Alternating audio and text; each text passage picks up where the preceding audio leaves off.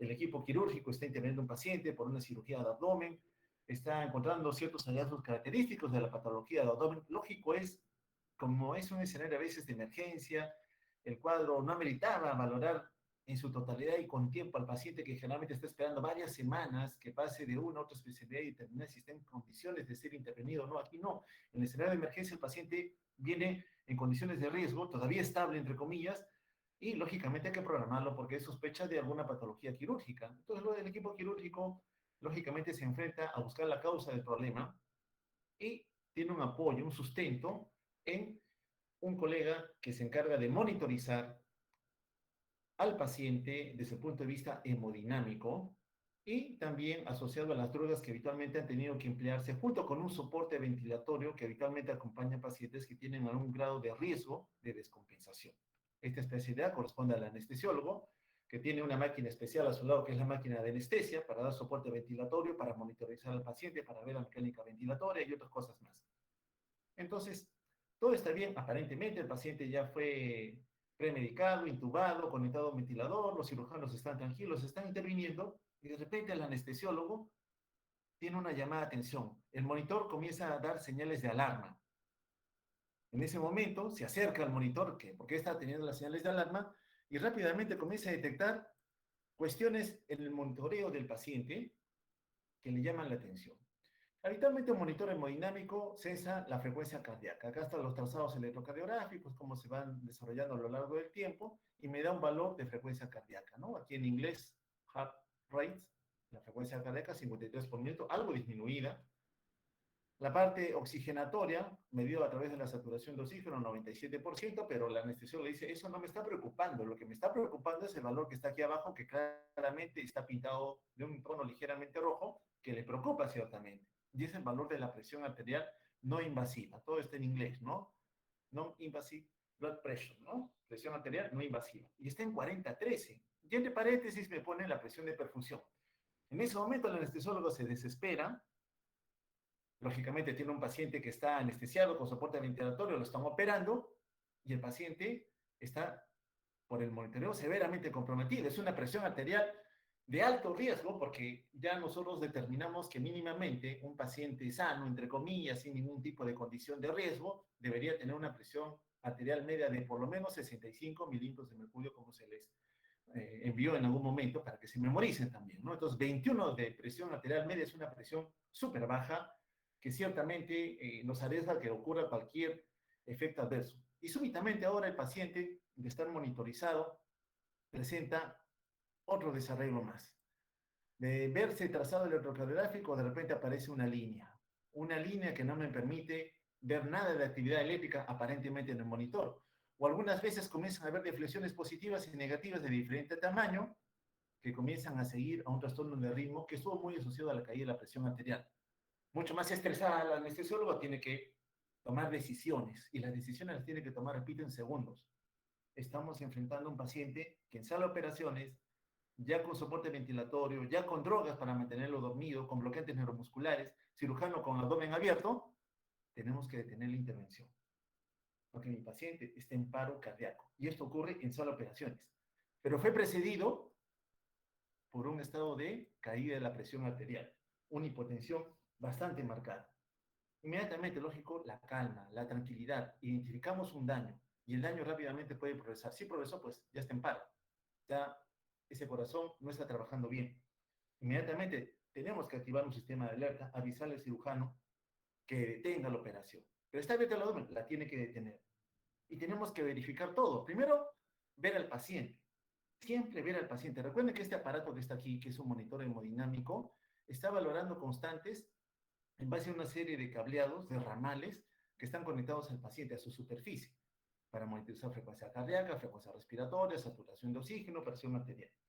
Bueno, rápidamente valora el monitor, valora la osimetría, valora la capnografía, medir CO2, ve la piel del paciente, cómo está la piel de este paciente, cómo está la coloración, verifica si el circuito de anestesia todo está correcto o no, establece un diagnóstico rápido, mi paciente está en paro cardíaco, el corazón se ha detenido por alguna condición.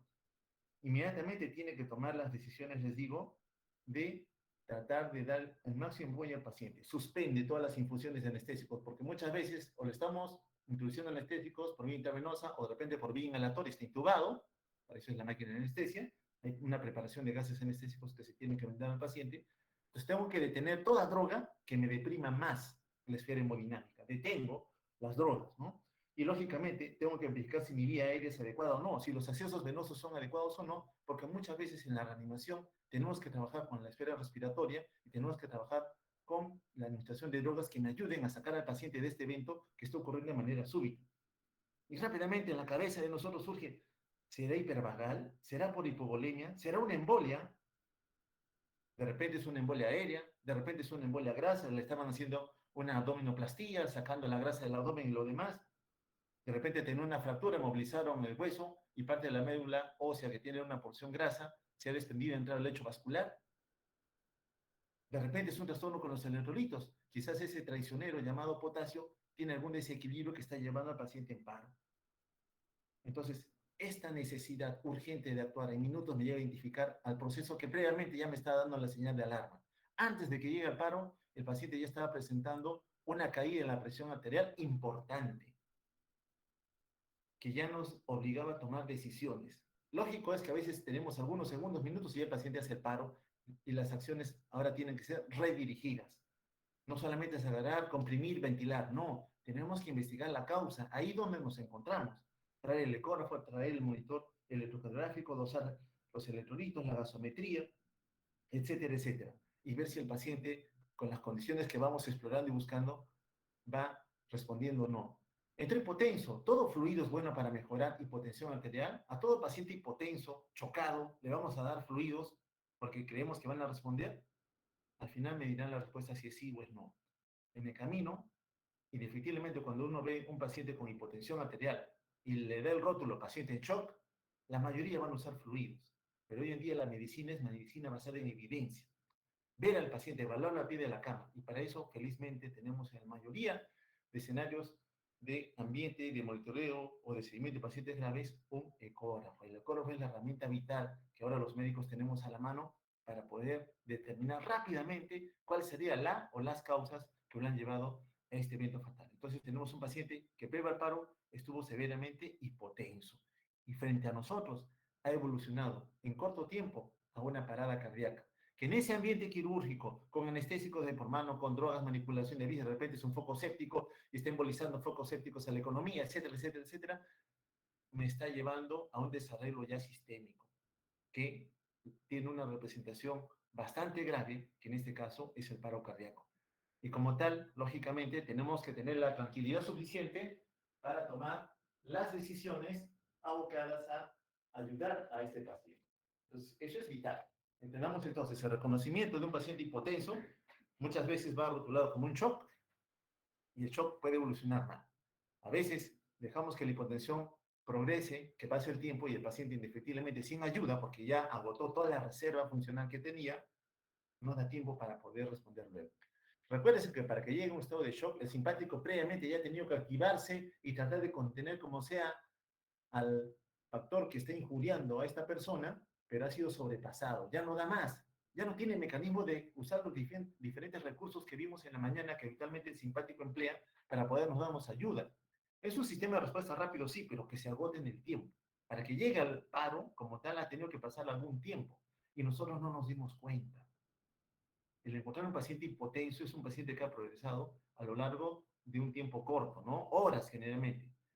Esto es un evento súbito en la sala de operaciones que habitualmente puede ocurrir. Ejemplifico con esto otro escenario más. Este es de una paciente mujer de 60 años de edad. ¿Qué característica tiene esta mujer? Que fue hallada inconsciente en su casa. No sabemos cuánto tiempo está inconsciente. Solo yo llego a mi casa y encuentro a mi madre o algún familiar cercano que está tirada en el suelo, tirada en la cama y no responde, está inconsciente. Y rápidamente es llevada en una movilidad hasta un servicio de emergencia X, en donde ingresa confusa. Es decir, de estar inconsciente, algo de respuesta más tiene. Pero nota claramente el personal de salud que tiene la piel fría y marmórea. Hallazgos clínicos que ciertamente nos van a llamar la atención. En todo escenario de paciente gravemente enfermo siempre valoramos la piel. En semiología es uno de los pilares semiológicos que aún no hemos tumbado, al contrario, se mantienen vigentes. Hoy la tecnología ha avanzado mucho, acudimos a muchos recursos tecnológicos para hacer diagnóstico de entidades, pero la clínica, el ver al paciente cómo está ingresando, también es determinante. Y hallar un paciente con piel marmórea tiene una determinación clara de lo que está ocurriendo en ese momento. Y a veces su desaparición también me guía de que estoy haciendo bien las cosas. Entonces, aprender a reconocer en la piel el hallazgo de una piel marmórea o un llene capilar en el tejido también me determina que el paciente está entrando en malas condiciones. Rápidamente lo examinan a la paciente y los pulmones están limpios. Por ahí pareciera no haber problema. El abdomen es blando y depresible. No muestra huellas de trauma. Sin embargo, cuando se le adiciona un monitor hemodinámico, encontramos algunas características llamativas. Su frecuencia cardíaca está incrementada.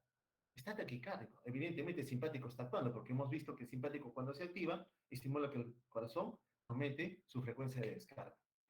La saturación de oxígeno está en 90% y es un valor crítico, porque 90% no está ni yéndose a un valor más aceptable, pero a punto de caer más bien en un valor de alto riesgo de complicaciones. La capnografía, medir el CO2 exhalado. Normalmente CO2 exhalado, ya sabemos, se aproxima casi a la concentración hacia el lado venoso, 40-45, tiene 48, está algo más incrementado. La temperatura está con 39 grados centígrados. Pero quien sabe lo que más ha podido llamar la atención es su presión arterial, 70-40.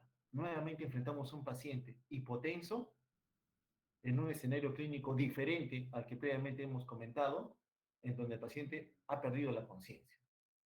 Y eso tiene que tener un correlato clínico en relación a los eventos que han ido sucediendo, pero localizando idealmente aquel que originó todo este problema. No hablo mucho de saturación de oxígeno, ustedes lo deben saber bien, pero en la clase de falla respiratoria van a hablar harto de la curva de disociación de la hemoglobina. Solamente haré un pequeño comentario, lo cual lamentablemente alarga algo la clase. Ustedes conocen la relación que involucra medir la presión arterial de oxígeno en el eje de las abscisas, aquí, presión arterial de oxígeno, versus la saturación de la hemoglobina, ¿no? Saturación arterial de oxígeno para la hemoglobina. Y ustedes saben que aquí se grafica una curva harto conocida en fisiología, que es la curva de disociación de la hemoglobina. Más o menos tiene una forma sigmoidea. Bueno, ya sabemos y acá que escuchamos que, por lo menos en pandemia COVID, todos decían cuánto tiene saturación mi paciente, mi familiar, y mientras esté por encima de 90, todos los familiares estaban tranquilos porque estaba por encima de 90. Ellos ya tenían mentalizado, y ustedes lógicamente también, de que la saturación ideal para un paciente es que esté por encima de 90%. Entonces, la curva de disociación de hemoglobina no hace sino valorar presiones arteriales de oxígeno que van asociados a saturar los sitios de unión para la hemoglobina. Un paciente en quien me dicen que su saturación de oxígeno está en 90%, ese 90% más o menos se corresponde con una presión arterial de oxígeno de 60 milímetros de mercurio. Ese 90% se corresponde con una presión de oxígeno de 60 mililitros de mercurio. ¿Y qué significa eso? ¿Por qué se preocupa usted? Me dirá. Bueno, primero veamos lo positivo. Si yo le doy a un paciente más oxígeno para aumentar la cantidad de oxígeno libre en sangre, lógicamente ese aumento del oxígeno en sangre irá asociado a un aumento de la saturación. Ya no estará en 90, estará en 92, 93%. Le doy más oxígeno, y eso estará asociado ahora a un 95, 96%. Le doy más oxígeno y probablemente llegue a un 97, 98, 99%. ¿Qué notamos aquí? Que la curva, conforme aumenta la cantidad de oxígeno, tiende a aplanarse, se hace horizontal. ¿Qué quiere decir desde el punto de vista fisiológico? Luego de esto, por más oxígeno que usted le dé, ya no va a conseguir aumentar más la saturación. O sea, nada ganamos si ya entra con 100% de oxígeno, dale más. ¿Para qué? Si está en el tope. Bueno, esto ya está entendido si le damos más. Pero en 90, este valor que está aquí, si bajamos un puntito, 59, 58, esa saturación va a caer a 88, 87%, y ya estamos en la zona vertical, en la zona de caída libre. Cae unos puntitos más la presión de oxígeno y esa saturación se va al suelo. Entonces, cuando vemos un paciente que entra sin haber tenido antecedentes de patología respiratoria, saturando 88, 87, 86, 85%, es un paciente que ya está en la zona de riesgo. Si no hacemos nada, se muere. Porque la curva aquí cae con rapidez. En cambio aquí, en la zona horizontal, está un tanto más seguro. Por eso es que 90 preocupa, porque estamos justo en el punto de quiebre en donde un desarrollo mayor podría ocurrir. Entonces surge la pregunta, ¿no? ¿Qué tienen estos pacientes con diferente escenario clínico sobre el cual nosotros estamos enfrentando condiciones quirúrgicas o médicas que lo traen a la evaluación, nos lo traen a nosotros para que evaluemos e interpretemos. Para eso estamos, ¿no? Interpretar estos conocimientos que ustedes previamente ya han aprendido, acá solamente los vamos a consolidar. Entonces, valoraremos los aspectos fisiopatológicos del shock circulatorio.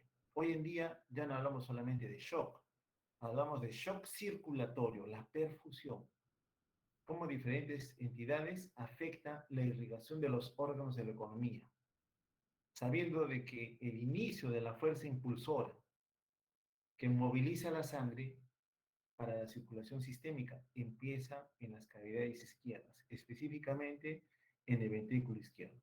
Ahí es donde se inicia. Ahí es donde este ventrículo izquierdo tiene que, luego de recibir la sangre de la aurícula, eyectarlo hacia la aorta, este vaso grande que está aquí, para distribuirlo a la economía. Ese es el shock circulatorio, el efecto que se da por la caída de la perfusión, una disminución de la perfusión a nivel sistémico. Ahora, ¿qué está detrás? Eso es lo que tenemos que investigar y responder la pregunta que les hice. Todo paciente chocado, todo paciente hipotenso, con evidencia clínica o laboratorial de que efectivamente está chocado, ¿se beneficia de darle fluidos? Ustedes me dirán, sí, a todos les doy fluidos, a todos les doy cloruro de sodio, solución salina, lactato Ringer, les doy un coloide, por ejemplo, un fluido cualquiera. La cosa es que quiero aumentar volemia. ¿Todos se benefician de eso? Al inicio creíamos que sí. Al inicio yo también creía que sí, pero la medicina avanza en el conocimiento. Y eso es lo que compartiremos y discutiremos hoy con ustedes. El shock circulatorio, denle el apellido, shock circulatorio, no le llame solamente shock, es un shock, sindrómicamente es shock circulatorio. Es un síndrome, es decir, es una entidad asociada a varias enfermedades en la cual el flujo de la sangre, la llegada de la sangre de calidad, se puede estar oxigenada con un buen nivel de glucosa, es inadecuado. ¿Para qué? Para satisfacer los requerimientos metabólicos de quién? De la célula. Recuerda que nuestro blanco es garantizar que la célula reciba sangre de calidad. Entonces, un estado de shock circulatorio es aquel en donde el flujo de sangre para la célula, con el fin de que ésta se mantenga vital, es inadecuado. Y clínicamente, ¿cómo me doy cuenta de que el paciente está con shock circulatorio? Porque va a tener evidencia de hipoperfusión, que va a ser evidente en la piel, en los riñones y en el cerebro. ¿Por qué la piel? ¿Por qué la piel al inicio? En la mañana hablábamos de que cuando el simpático se activa, busca responder a un factor de estrés, sea cual sea el tipo, infeccioso, no infeccioso, térmico, químico, etcétera, etcétera. Emocional inclusive, como vimos. El simpático cuando se activa, como sea, quiere garantizar el flujo de sangre a los órganos vitales. Como sea. Y en el camino dice, sacrificaré el flujo de sangre a aquellos órganos que no nos sirven. Uno de ellos, y el primero en caer, es la piel. Ya no irriga la piel. Entonces la piel va a estar fría. Uno toca al paciente con shock circulatorio y la piel ya está fría. Si la encuentras caliente, en buena hora, todavía estamos llegando a tiempo. Pero encontrarla fría es un paciente que ya ha estado expuesto algún tiempo a un factor de estrés. Peor si la encuentro marmórea. Luego vamos a ver una imagen de lo que es piel marmórea. Normalmente uno cuando ve la piel ve un color uniforme, ¿no? Yo tengo piel trigueña, soy moreno y claramente mi piel tiene un tono uniforme, algo oscuro. Algunas personas son más blancas, lógicamente su piel tiene un tono más claro. Pero piel marmórea es cuando ese tono uniforme de la piel se ha perdido. Es como que usted tuviera empedrados que a veces va pasando uno por acá, como que hubiera puesto en el piso piedras de diferente color, más o menos eso remedia la piel marmórea. Pasa el tiempo y notamos que ahora los riñones se suman al efecto, lógicamente. El simpático dice, no me importa irrigar las vísceras del abdomen, yo quiero llevar la sangre a otros órganos que sí la necesitan. Menos sangre le llega al riñón, evidentemente va a claudicar en su función. ¿Cómo te das cuenta? El paciente ya no orina lo que debería orinar. O algunas sustancias que tenían que ser eliminadas por el riñón, que son varias, no se están eliminando, se acumulan en la economía y comienzan a ocasionar desarreglos en el medio interno. Sigue avanzando el proceso y ahora la irrigación compromete el flujo sanguíneo cerebral. No llega sangre al cerebro, ¿qué pasa con las neuronas? Se apaga. ¿Qué ocurre con el paciente? Pierde la conciencia, o está confuso, o está desorientado. Ah, por eso es que la paciente que encontraron inconsciente y luego está confusa, la encontraron con la piel fría y memoria, sí. Clínicamente, esa paciente tenía representación de un shock circulatorio. Es decir, no solamente es suficiente encontrar un paciente hipotenso, presión 80-50, está por debajo del normal, sino que clínicamente también tengo que tener evidencia de que esa caída de la presión tiene una repercusión. ¿Por qué? No todo paciente hipotenso está chocado, no. Hay personas que ya son hipotensos. Su fenotipo es hipotenso, pero hacen sus actividades como si nada. Están despiertos, conscientes, orientados, su piel está caliente, sus riñones trabajan bien, su función cerebral es adecuada. Entonces es una hipotensión correspondiente a su fenotipo. Pequeños, delgados, poca actividad física, por ejemplo. Vamos a encontrar personas así. Entonces no toda hipotensión es sinónimo de shock. Ni tampoco toda normotensión significa que el paciente no esté en shock. ¿Qué pasa si encuentro un paciente, les pongo un ejemplo, que está con presión 100-60? Uno diría, esos valores todavía me parecen aceptables. Pero si te digo que su piel está fría, si te digo que su frecuencia cardíaca está en 130 por minuto, si te digo que su frecuencia respiratoria también está en 30 por minuto, vamos a ponerle, significa que él está consiguiendo esta presión haciendo máximo esfuerzo de sus sistemas de compensación. El simpático en este momento está compensando. Con todas las herramientas que tiene, está llevando a que la presión todavía se haya levantado. Ha mejorado fuerza contráctil, ha aumentado frecuencia cardíaca, ha causado venoconstricción para que aumente la precarga, ha mejorado, repito otra vez, la contractilidad y la función renal, haciendo que haya mayor reabsorción de sodio y agua. Entonces, el simpático está a su máxima respuesta. El factor de estrés sigue. Y pasado un tiempo de encontrarlo así con esta presión, 2 a 3 horas después, el paciente ahora me hace presiones de 80-40. Le digo, ¿qué pasó? Recién se ha puesto mal. No, recién no se ha puesto mal. El paciente, si bien es cierto, entró normotenso, ya había señales de alarma. Por eso es que cuando usted ve a un paciente taquicárdico, taquimneco, no se detenga hasta investigar la causa del por qué está con esas respuestas. Porque encontrar un paciente que respira más rápido, encontrar un paciente que tiene una frecuencia cardíaca por encima de 100, es que le está respondiendo a algún factor de estrés. ¿Ok? Entonces yo cuando reviso las historias digo, este paciente no se ha chocado recién, el paciente ya vino chocado, solo que está en la fase compensatoria del shock. Importante reconocerlo, amigos, para poder entender mejor lo de shock circulatorio. Bueno, si hablamos de shock, entonces uno dirá, ¿y cuáles son los actores involucrados en garantizar la perfusión, el flujo de la sangre continua a los órganos de la economía? Bueno, esto está representado por un volumen de sangre que tiene que estar circulando en forma continua, el volumen intravascular. Eso favorecido por una bomba impulsora, la bomba cardíaca, que cuando le inyectan, lógicamente se va a enfrentar a circuitos de resistencia hacia el lado arteriolar, llega cerquita de las células a través de los capilares sanguíneos, eso es microcirculación, importante también entenderlo, esto es microcirculación, y eso es lo que más me importa, la microcirculación. ¿Cómo está llegando la sangre a la célula? Las vénulas, la capacitancia venosa, muy importante también. Recuerden ustedes, las venas que nosotros tenemos en la economía son vasos que almacenan sangre, la tienen guardada. Si en algún momento hay necesidad, yo te pongo un ejemplo, tienes una vena de este grosor, el simpático por alguna razón se ha activado y le dicen las células musculares lisas de esta vena que se contraigan. Si se contraen las venas, su calibre va a disminuir, van a estar así. Pero para que consigan esto, han tenido que hacer que la sangre que estaba contenida regrese. Como las venas, todas se evacúan hacia las cavidades derechas, yo digo, van a regresar al ventrículo derecho. para que pase a la circulación pulmonar y luego a la circulación sistémica. Entonces las venas son almacenes de sangre. 3/4 partes del volumen de sangre están en las venas. El simpático trabaja con ellas. Es importante también saberlo. Y el último factor, permeabilidad al flujo.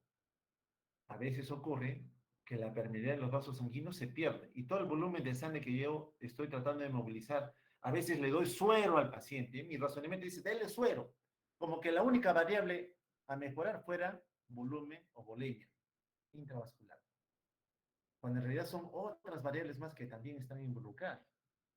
Entonces, permear flujo, ¿qué significa?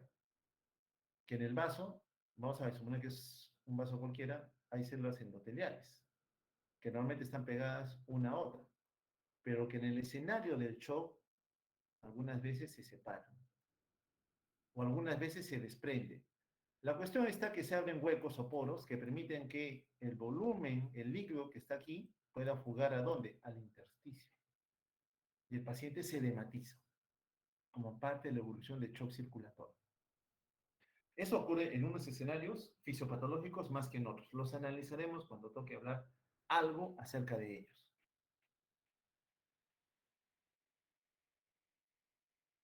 Muy bien, entonces la circulación tiene dos procesos, una circulación menor que busca que la sangre ingrese a los pulmones, llevando el dióxido de carbono para que sean eliminados y permitiendo la captura de oxígeno para que se una a una molécula de transporte que en este caso es la hemoglobina. Llega a las cavidades izquierdas, el ventrículo izquierdo se encarga de impulsar esa sangre enriquecida con oxígeno a la economía, es decir, va a ofertar sangre a la economía. Esa oferta de sangre se conoce como delivery de oxígeno, el DO2, delivery de oxígeno. ¿De qué depende el delivery de oxígeno? Del gasto cardíaco. Otra vez me habla usted de gasto cardíaco, sí señor, porque para que usted garantice que haya flujo necesita que la bomba esté operativa, gasto cardíaco. Y del contenido arterial de oxígeno. ¿Cuánto oxígeno hay en la arteria? Del contenido arterial de oxígeno por fisiología, ley de Henry, sabemos que 98% de todo el oxígeno que está circulando está unido a la hemoglobina. 98% está unido a la hemoglobina. Y 2% está como oxígeno libre. Entonces, de todo el oxígeno que está circulando en el arterial, ¿cuál es el oxígeno más importante? Aquel unido a la hemoglobina. Entonces yo concluyo que para que garantice la oferta de oxígeno a la economía, tengo que tener un buen nivel de hemoglobina. No solamente que el pulmón esté bien, sino que el nivel de hemoglobina sea adecuado y que la bomba cardíaca tenga la fuerza suficiente para impulsar la sangre a la economía. Lógicamente, la sangre cuando llega a la economía se oferta a diferentes órganos, como ven aquí, al corazón mismo inclusive, para que estos extraigan parte de la oferta de oxígeno. Los órganos no extraen todo el oxígeno, extraen aproximadamente un 25%, hasta un 30% del oxígeno que usted le oferta. Es decir, por el lado venoso regresa todavía oxígeno, sí, lo sabemos. Por las venas no viene cero oxígeno, todavía viene sangre con algo de oxígeno. Y lógicamente a ello se suma el dióxido de carbono. ¿Por qué? Porque cada célula que forma parte de cada órgano tejido, para su vitalidad celular, está generando energía. Está utilizando vías metabólicas para producir ATP. ¿Y en la producción qué se acumula? CO2, dióxido de carbono. Por tanto, mientras más activa sea una célula, más CO2 voy a tener. Entonces, por el lado venoso, la sangre regresa con menos oxígeno, pero con mayor cantidad de dióxido de carbono. Y así, finalmente regresa a las cavidades derechas, aurícula, ventrículo, circulación pulmonar. Muy bien, entonces esa es la tarea final en relación a esto que les estaba comentando, ¿no? A lo que es la circulación menor o pulmonar y la circulación sistémica, ¿no? Donde aquí vemos cómo a nivel alveolar necesito pulmón sano, alveolos ventilados, pero que también estén perfundidos. ¿Para qué? Para capturar oxígeno y eliminar dióxido de carbono. Aquí está el equilibrio ventilación-perfusión. Entonces, para que usted garantice un buen delivery de oxígeno, necesita pulmón con esta función, con esto que estamos viendo acá. Captura oxígeno, elimina dióxido de carbono. Buen nivel de hemoglobina, buenos eritrocitos que transporten el oxígeno. Y no solamente contento con esto, necesitamos que el ventrículo izquierdo esté operativo al 100% para que bombee la sangre y lo oferta la economía. Eso es delivery de oxígeno. Repito, ¿de qué depende? Gasto cardíaco por contenido arterial de oxígeno. Del contenido arterial de oxígeno, ¿cuál es más importante? La hemoglobina. Muy bien. Cuando las células, voy a pintarlo de azul esta parte para recalcar, cuando la célula coge parte del oxígeno que le están ofertando y lo utiliza para generar energía, a eso le llamamos consumo de oxígeno, que en fisiología se denota por estas siglas V o 2, consumo de oxígeno. Entonces siempre debe haber un equilibrio entre el delivery, lo que te ofrezco, y el consumo. Si te doy, tú debes consumir. Eso es lo normal. Eso está pasando en este momento en los órganos de nuestra economía. Algunos más, otros menos. Hay equilibrio de libre consumo. En pacientes en estado de daño importante, este equilibrio se rompe. Y en algún momento, cuando la célula ya está muerta, es decir, supongamos que murieron las células, los enterocitos, las células del glomérulo renal, miocardiocitos. Cuando llegue la sangre, después de tiempo, ese paciente que en sala presentó paro, lo reanimaron como sea, fluidos, vasopresores, inotrópicos y lo demás, levantó presión, recuperó pulso y lo demás, cuando le comienzan a dar sangre, entre comillas, de calidad, ya consigo que hay presión y lo demás, por acá se ofrecen 100 y por el lado venoso regresan 100.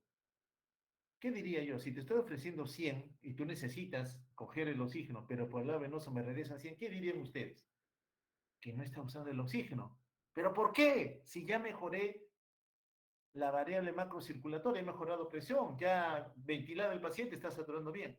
Sí, pues eso es macrocirculatorio. Recuerda que las células están en la microcirculación. Cuando las células están muertas, ya no cogen oxígeno, ya no lo cogen.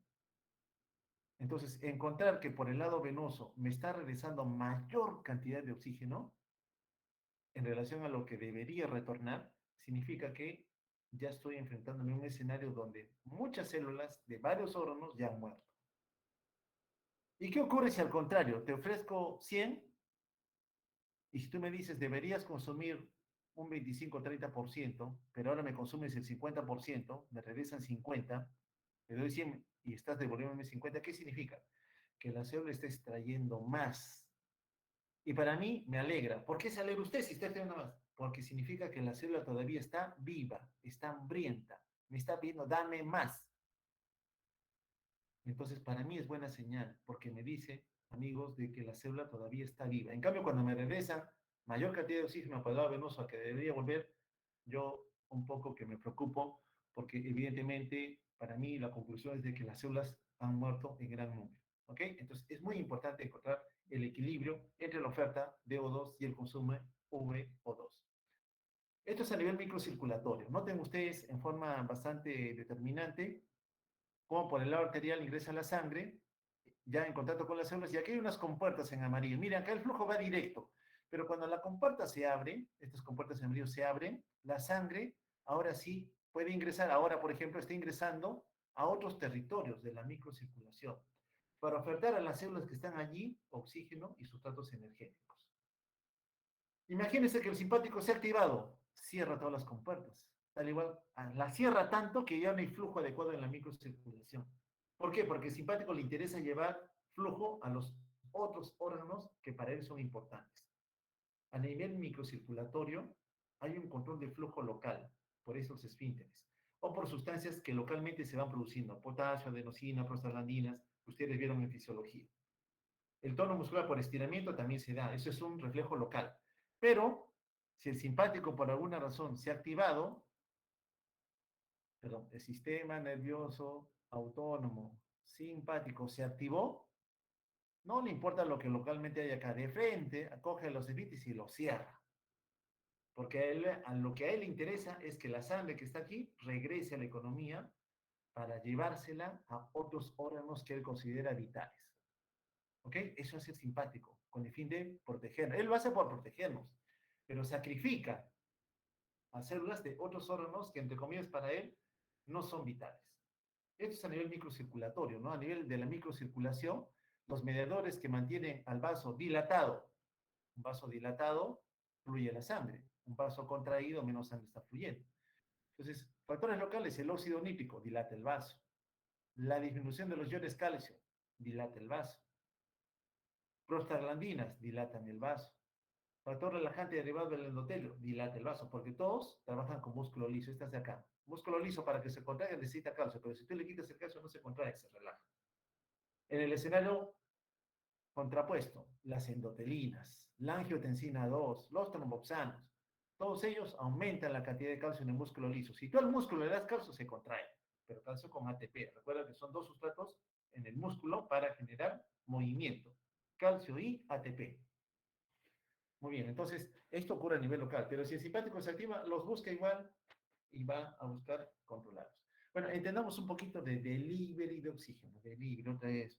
Sí, tengo que decírselos a cada rato, porque cuando usted ve a un paciente con shock circulatorio, usted se tiene que concentrar. Ya está chocado mi paciente. Todavía no tengo la causa definida, pero en lo que investiga usted la causa, garantice que haya un delivery adecuado de oxígeno. ¿Cómo lo va a hacer? Trabajando con aquellos actores que están involucrados en que la sangre esté oxigenada. A la cabeza, nuestra estación de carga. ¿Dónde se carga de oxígeno? En los pulmones. En los pulmones se carga de oxígeno. Por tanto, usted tiene un paciente con pulmones sanos, vamos bien. Pero ¿qué pasa si es un paciente con secuela post-tuberculosis, fibrosis pulmonar, o tiene bronquiectasias, o de repente le han resecado un pulmón por alguna condición? Es un paciente que tiene un solo pulmón. Entonces, ese paciente no me garantiza que la estación de carga sea adecuada. Es un paciente especial. Ahí, en cada ciclo ventilatorio, meto aire con oxígeno y vienen los vagones de carga. ¿Representados por quién? Por la hemoglobina, porque la hemoglobina es la que va a transportar el oxígeno. Tiene 4 sitios de unión para el oxígeno. Se está cargando de oxígeno. Entonces, esto va a llevar a que la sangre regrese al ventrículo izquierdo, como ya lo detallamos hace un instante, ventrículo izquierdo. Está regresando la sangre aurícula ventrículo, que va a representar sangre oxigenada, que nosotros valoramos como contenido arterial de oxígeno. Recuerden, la oferta que salga del ventrículo izquierdo es el delivery de oxígeno. El delivery de oxígeno está representado por el movimiento de la sangre, la bomba cardíaca, este de acá, gasto cardíaco, por contenido arterial de oxígeno. Entonces aquí me está diciendo, ¿cómo calcula el contenido arterial de oxígeno? Multiplica el valor de hemoglobina por una constante de 1.38 por la saturación de oxígeno que tiene el paciente y le suma 0.0031 por la presión de oxígeno. ¿Por qué tan poquito y despreciable? Acuérdate, 98% del oxígeno está unido a la hemoglobina, 2% está libre como oxígeno. Por eso es que a este valor de acá, a este de acá, es el más importante. Por eso es que cuando vemos un paciente en shock circulatorio, inmediatamente tus ojos van a ver, oye, ¿cuánta hemoglobina tenía el paciente? 7, pucha, me equivoqué. Un valor sumamente bajo. Tenemos que transfundir paquete globular. ¿Para qué? Para mejorar a los vagones que me transporten el oxígeno. En lo que investigo la causa del shock circulatorio. Entonces, es muy importante, amigos, repito otra vez, medir la función de cada uno de los actores involucrados en la oferta de oxígeno. Acá estamos analizando solamente el contenido arterial de oxígeno, que al final, con la hemoglobina me sale 20 volúmenes por ciento. Muy bien, ya tengo mi delivery, ya tengo mi carga, ya se cargó, un paciente de pulmón bueno, hemoglobina buena, está transportando el máximo que puede. 20 mililitros por 100 mililitros de sangre o por decilitro de sangre. Muy bien. Entonces, la sangre llega a la estación de ingeniería, aquella que va a recibir un volumen de sangre oxigenada y la tiene que ofertar a los órganos a través del gasto cardíaco. Entonces, de aquí viene, pues, ahora sí mi cálculo. Delivery de oxígeno, oferta de oxígeno, gasto cardíaco por contenido arterial de oxígeno. Así yo obtengo cuál es la oferta. ¿Cuál es la oferta? Aquí noten que se ha eliminado al oxígeno libre porque es una cantidad bastante despreciable. Entonces, del lado izquierdo del corazón, el ventrículo izquierdo comienza a ofertar sangre oxigenada a todos los órganos de la economía. Y esta sangre sale pues al sistema nervioso central, a los pulmones, al mismo corazón, al tubo digestivo, al músculo esquelético y todo lo demás. Noten que la oferta acá es casi de 100. Vamos a poner que sea 100, no 97, sino que sea 100 milímetros de mercurio. El ideal, ¿no? La máxima cantidad de oxígeno que puede estar presente, 100. Llega al hígado y hacia el lado venoso me devuelve 66. ¿Qué significa? Que ha utilizado 34. Se ha quedado con 34 y está devolviendo 66. Llega a los riñones y los riñones me devuelven 92. Solo he usado 8%. Vamos al músculo esquelético y es me devuelve 71%. Mira que el corazón, que recibe sangre oxigenada 100, me devuelve 37. Es decir, el corazón consume más que el resto de los órganos de la economía. Entonces, cuando la sangre ya llega a colectarse en los grandes vasos, en este caso vena cava inferior, vena cava superior y seno venoso coronario, que son los tres vasos venosos que evacúan su sangre con menos oxígeno a la aurícula derecha recibe vena cava superior, vena cava inferior y seno venoso coronario, lo saben por anatomía. Entonces, en promedio la sangre me está regresando con 75. ¿Qué significa? Si te dicen 75, tú me has consumido 25%. Y ya les he dicho, los órganos de la economía en promedio extraen una cuarta parte de todo lo que le das, 25 a 30%. Entonces, yo ya sé que hacia el lado derecho de las cavidades, mi saturación de oxígeno en el lado venoso es cercana a 75%. Salió con casi 100, regresa con 75. Entonces, si usted me dice que es 75 y es un paciente que por alguna condición se ha afectado seriamente, lo hemos reanimado, estamos en shock circulatorio y todo lo demás, empleando todas mis herramientas, le mido la saturación venosa de oxígeno y me sale en 50, yo digo las células están vivas. ¿Por qué dices eso? Te repito otra vez.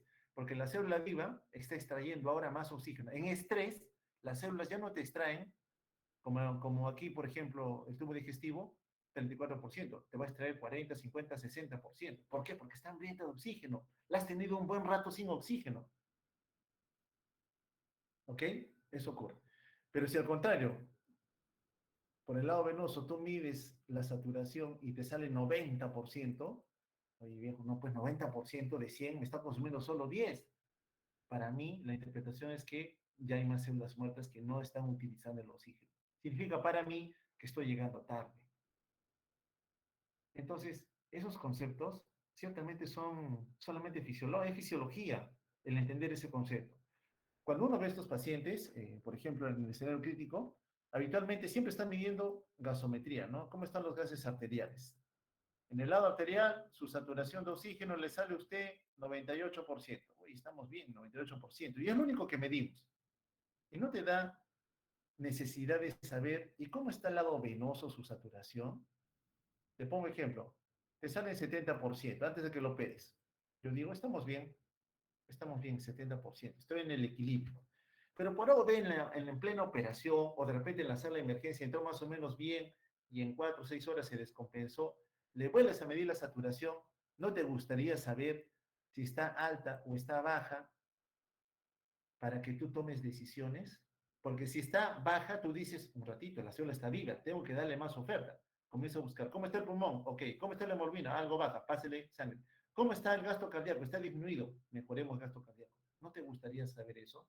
Sí, pero la mayoría de médicos, ¿qué hacen? Solamente se contentan con medir saturación arterial. No miden saturación venosa. Hoy en día, la mayoría de pacientes que entran con alguna condición de riesgo, les introducimos un catéter muy cerquita de la aurícula derecha y por ahí podemos sacar sangre. La mayoría no lo saca. Yo no entiendo por qué. Porque eso me ayuda a mí a entender cómo está el paciente. Pero no solamente a nivel macrocirculatorio, a nivel microcirculatorio. ¿Por qué? ¿Por qué te digo esto? Porque cuando el corazón izquierdo bombea la sangre, puede arrojarme una presión, voy a ponerte un ejemplo de 120/80. Este valor de aquí, este valor que estoy ahora señalando, es la presión a nivel macrocirculatorio. Se lo estoy midiendo en el brazo. Es macrocirculación. Pero estamos hablando de que cuando la sangre llega a los capilares, en donde está el elemento vital que yo quiero mantener, repito, vivo. ¿Y cuál es ese elemento vital? La célula. Tú necesitas saber si la célula está viva o no. A ella tienes que ofrecerle sustratos energéticos, oxígeno y glucosa. Es tu objetivo primordial. Tienes que hacerlo. Entonces, yo quiero saber a este nivel, a nivel celular, microcirculatorio, no más, esto es macro, macro. Yo quiero saber a nivel microcirculatorio cómo está la cosa. Este valor que tú vas a medir te ayuda a tomar decisiones porque está evaluando microcirculación. Muchos se contentaban antes, ya conseguí 120/80, salimos del problema. No, señor. Usted está viendo en los vasos grandes cómo está la presión de perfusión. Lo que usted tiene que evaluar es cómo está el elemento al cual esa sangre tiene que llegar. ¿Y cuál es ese elemento? La célula. Por eso, esta rama de la medicina empieza con fisiopatología celular, porque tenemos que entender que la célula cumple varias funciones. Y si tú no le garantizas una oferta adecuada, con un flujo de sangre adecuada, de oxígeno, sustratos energéticos, la célula se muere. ¿Ok? Entonces, esto ya lo entendemos, ya lo captamos, y en clínica van a ver que sí se tiene que hacer. Cuando hagan ese se tienen que acordar de esto. Sí, tengo que medir saturación en el lado arterial y también en el lado venoso para comparar y ver cómo está la situación. Muy bien, sigamos adelante.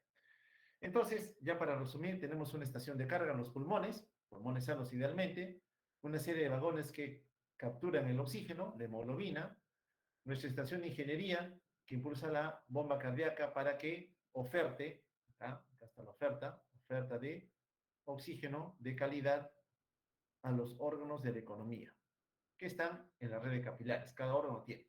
Entonces ya sabemos que hay un consumo más o menos 25% de lo que yo le he ofertado al paciente. Las células comienzan a extraer oxígeno, mientras estén vivas se extraen oxígeno, y por el lado venoso me regresan menos oxígeno. Por el lado arterial, casi yo les daba 100%. Por el lado venoso me regresa menos contenido venoso de oxígeno. Solamente estamos hablando de constantes que ya sabíamos, solo acá lo estamos resumiendo y lo estamos entendiendo. Repito otra vez, cuando usted ve a un paciente con shock circulatorio, está el shock circulatorio, primero compense, evalúe, función respiratoria. ¿Por qué? ¿Qué tiene que hacer el pulmón con el shock circulatorio? Porque la función de la perfusión es llevar sangre adecuada a los tejidos. Necesito que esa sangre esté oxigenada. Por eso evalúo un pulmón. Evalúe hemoglobina. ¿Por qué hemoglobina? Porque es el transportador de oxígeno. Tienes que hacerle entender a esa persona que no te entiende que necesita un buen nivel de hemoglobina para transportar o garantizar la oferta de oxígeno a los órganos de la economía. Y necesitas una buena bomba cardíaca para que te impulse la sangre. Si falla la bomba, infarto agudo miocardio, falla la perfusión. Así hayas cargado bien el oxígeno, así tengas un buen nivel de hemoglobina. Falla la bomba, afectas la perfusión. Los otros influyen. Determinante aquí es bomba cardíaca. Muy bien. Entonces, el shock, en resumidas cuentas, es un estado, vía final común, en donde existe una reducción profunda y generalizada. No hay órgano que no se vea afectado, unos más, otros menos. Ya los que son más afectados, ya sabemos, la piel es uno de ellos. ¿De qué se afecta? De que la perfusión tisular va a ser inefectiva. No llega bien la sangre adecuadamente allí. Al inicio el proceso es reversible. Yo me doy cuenta. Entró normoteso, pero taquicardia y rotaquineco. Y me pongo a buscar la causa. Versus el otro que dice, pero está estable, que espere nomás sentadito afuera o que vaya a su casa. No reconociste al shock en sus primeras etapas. Y luego regresa, confuso, desorientado, ya no orina, piel mamora, hipotenso. Ya está en la forma irreversible. El paciente ya no va a responder. No busquemos eso. Lo que tenemos que hacer es identificar a aquel individuo que está presentando manifestaciones clínicas de shock circulatorio. La hipotensión no siempre es el único requerimiento, repito otra vez. Porque nuestro objetivo, como lo vimos en un momento, es garantizar la vitalidad celular. Yo tengo que garantizar aquí, claro, realmente lo dice el NETER, flujo sanguíneo adecuado, oferta de oxígeno, sustratos energéticos, trabajando con todos mis aparatos y sistemas, porque sé que si no lo hago, un órgano empezará a presentar manifestaciones de daño y luego afectará a un segundo órgano, ya estamos en síndrome de disfunción multiorgánica, y luego se suma un tercero, cuarto, quinto aparato o sistema que aumentan el riesgo de muerte para su paciente. La célula es un órgano viviente, necesita que le ofrezcamos, aquí está claramente definido, oxígeno de forma continua, y que le quites sustancias de desecho. Bien, avanzando esto, algunos conceptos clave. En aquellos casos en donde el delivery de oxígeno, ya saben ustedes que es delivery, es la oferta de sangre oxigenada a los hombres de la economía, ese es delivery. En algunos casos donde el delivery está disminuido y la hipoxia tisular está incrementada, en otras palabras, vamos a ver que se entiende el concepto, a veces no es claro, célula, célula, célula, célula, célula, y un vasito sanguíneo, llega un vaso, idealmente debe intentar ofertar, eso es lo normal, dice, en los casos en que el delivery esté disminuido, hay menos flujo aquí, y la hipoxia tisular está aumentada, las células están agonizando, y les llega algo de sangre, la célula dice, como sea, voy a sacar más cantidad de óxido, comienzan a extraer más, porque todavía están vivas.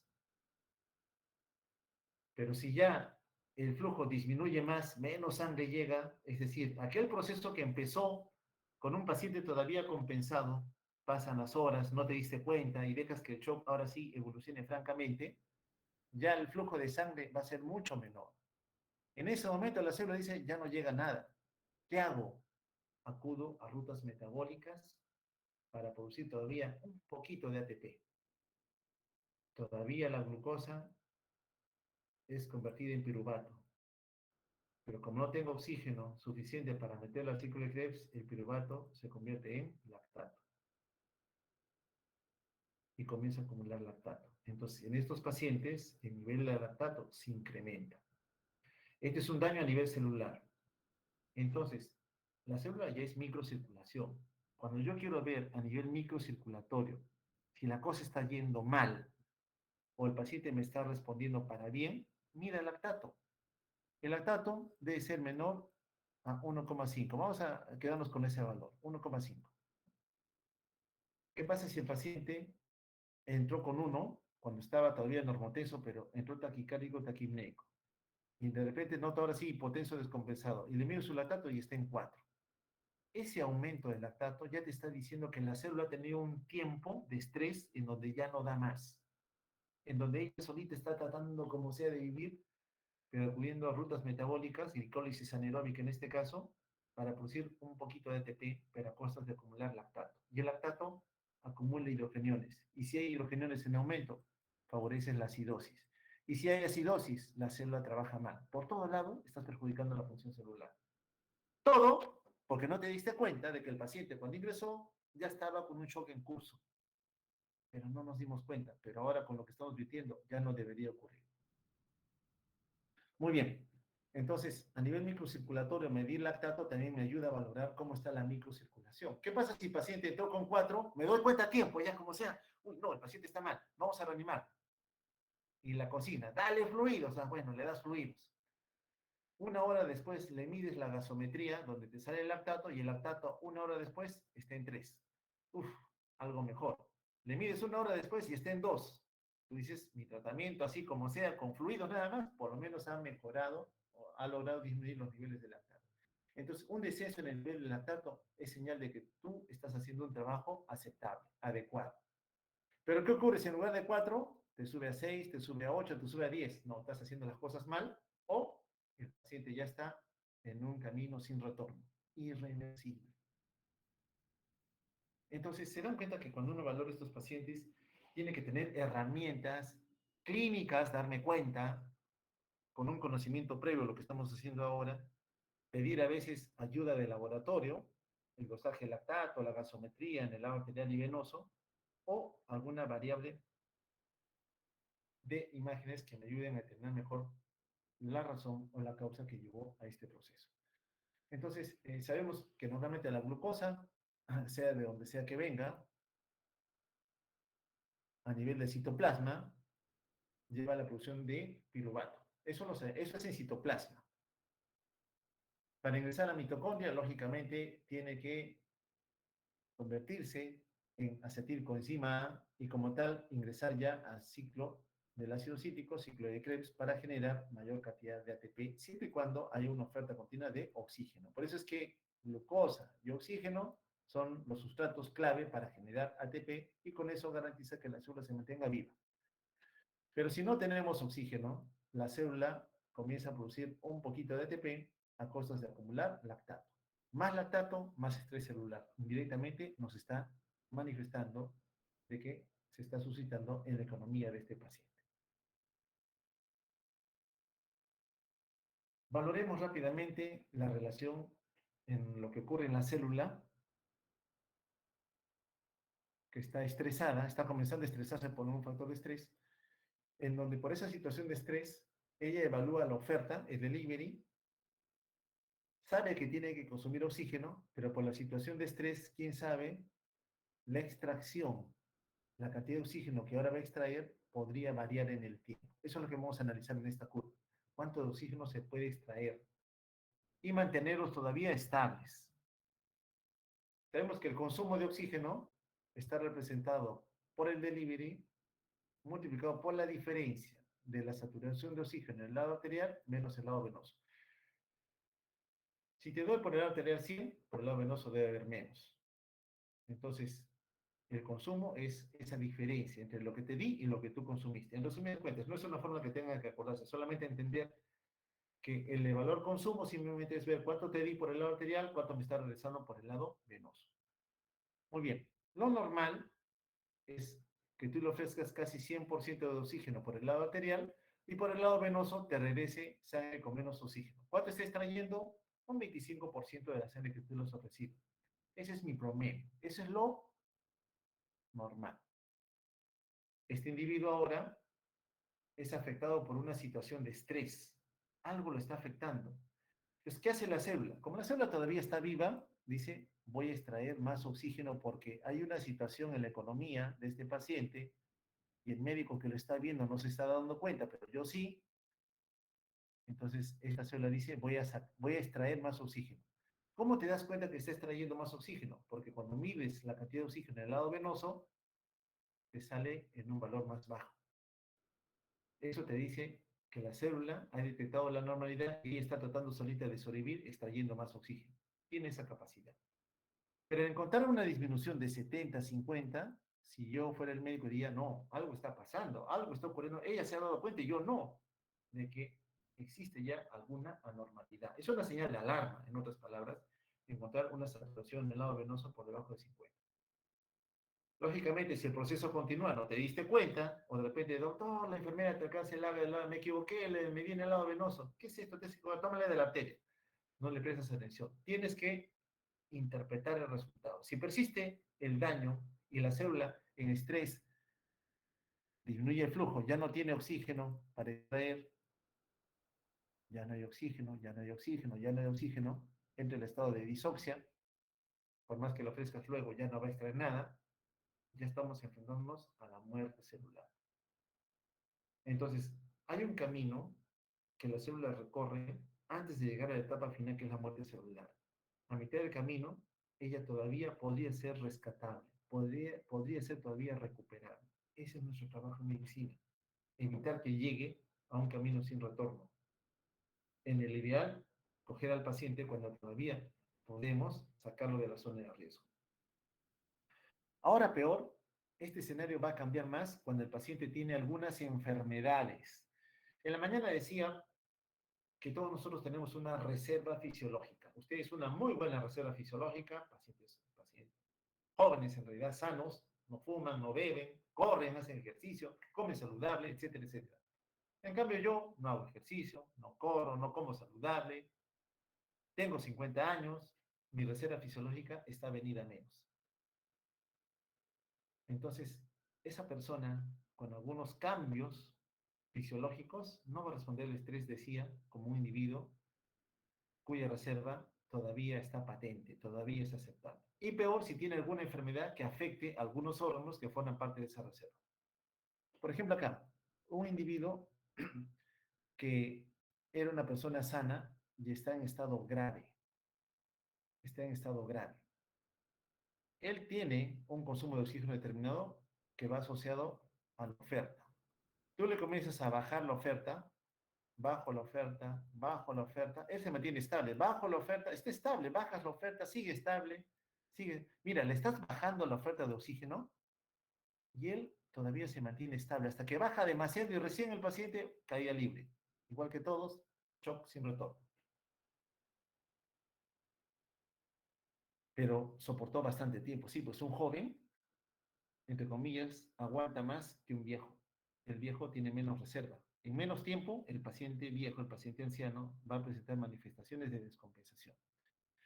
¿Qué le pasa a aquel paciente que ya tiene previamente al proceso una falla cardíaca? La bomba estaba en falla. Tú le bajas el delivery, le bajas el delivery, le bajas el delivery, le bajas y antes de lo que era el nivel saludable, el paciente claudica. ¿Por qué? Porque tiene la bomba, la que distribuye la sangre está en falla. En factor de estrés la bomba ya no puede, ya no da más. En este otro escenario, fíjate, el paciente no solo tiene falla cardíaca, sino también tiene anemia. Ah, el transportador de oxígeno está disminuido. Le bajas el delivery y en un tiempo más corto, este se descompensa. Este se descompensa. Entonces, aquí la conclusión es, cuando alguno de los actores involucrados, corazón, pulmón, hemoglobina, están comprometidos, relacionados al factor injuriante, más rápida va a ser la evolución desfavorable en ese paciente. Pero si el individuo estaba sano, entre comillas, no había falla de ningún órgano previo al evento, va a soportar algún tiempo más. En este otro escenario, paciente con falla cardíaca, paciente con anemia, paciente con síndrome de disfunción multiorgánica. Noten que en menos tiempo, él tiene poco tiempo, se descompensa. Paciente anciano, diabético, nefrópata, cardiópata, con patología pulmonar de base. Esos pacientes son los peores. Por eso la anestesiología dice, ¿qué paciente tienes? Ya le pone pero, no, mejora el potasio, que la hemoglobina mejore, que las plaquetas suban. Nos ponen una lista de requerimientos para compensar a un paciente que tiene comorbilidades. Nos piden imposibles, todo por pasar el turno y llegar al siguiente cuando toque otro equipo de salud que se enfrente a tratar de solucionar los problemas en un paciente en que claramente la suerte está echada. ¿Por qué? Porque pasarlo de un turno a otro son horas y en esas horas el paciente se va deteriorando más y más y más y más. Pero en medicina estamos para asumir retos, ¿cierto? Si el paciente es recuperable, hacemos lo que sea por recuperarlo. Y si tenemos que enfrentarnos a otros colegas porque el paciente salga salvo, tenemos que hacerlo. Porque para eso estudiamos medicina, no solamente para enfrentar retos, sino también para luchar por una persona que hemos escogido ayudar en esta carrera bastante bonita y noble como es la medicina. Muy bien, un pequeño break. Yo creo más a una hora, todavía falta.